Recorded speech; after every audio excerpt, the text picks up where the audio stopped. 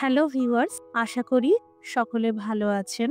আজকে বানাবো ইলিশের ননি বাহার বা ইলিশের দুধ ননি।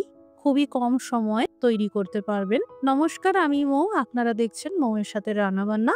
প্রতিদিন আরও নতুন নতুন রেসিপির জন্য আমার চ্যানেলটি সাবস্ক্রাইব করে রাখুন।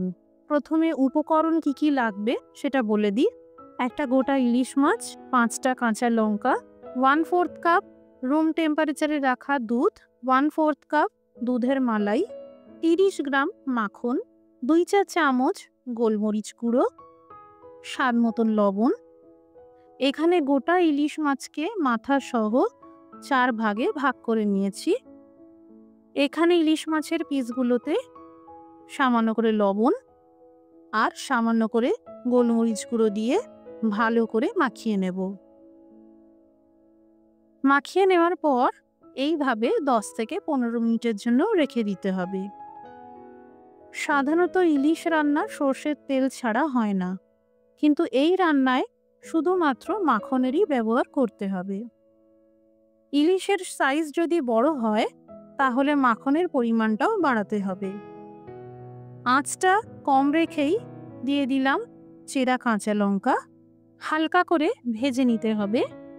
রান্নাটা আগাগোড়াই কম আঁচেই করতে হবে। এখানে যে যেমন ঝাল পছন্দ করেন সেইভাবে কাঁচা লঙ্কার ব্যবহার করবেন।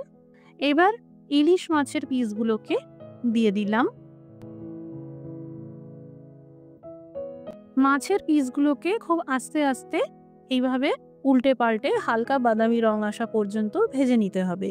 যেহেতু ইলিশ মাছ, তাই খুব বেশি ভাজা যাবে না, না হলে স্বাদটা নষ্ট হয়ে যেতে পারে। এবার 1 মিনিটের জন্য আঁচটা বন্ধ করে দিলাম। দিয়ে দিলাম এই দুধ। ফ্রিজে রাখা ঠান্ডা দুধ বা খুব গরম দুধ দেওয়া যাবে না। রুম টেম্পারেচারে রাখা দুধের ব্যবহারই করতে হবে। হাতের কাছে এরকম তরল দুধ না থাকলে আপনারা সামান্য জলে গুলে নিয়ে গুঁড়ো দুধের ব্যবহার করতে পারেন। মাছের পিসগুলোকে উল্টে পাল্টে দুধের সাথে মাখিয়ে নিলাম। এই পর্যায়ে দিয়ে দিলাম দুধের মালাই। এটা দুধের সর।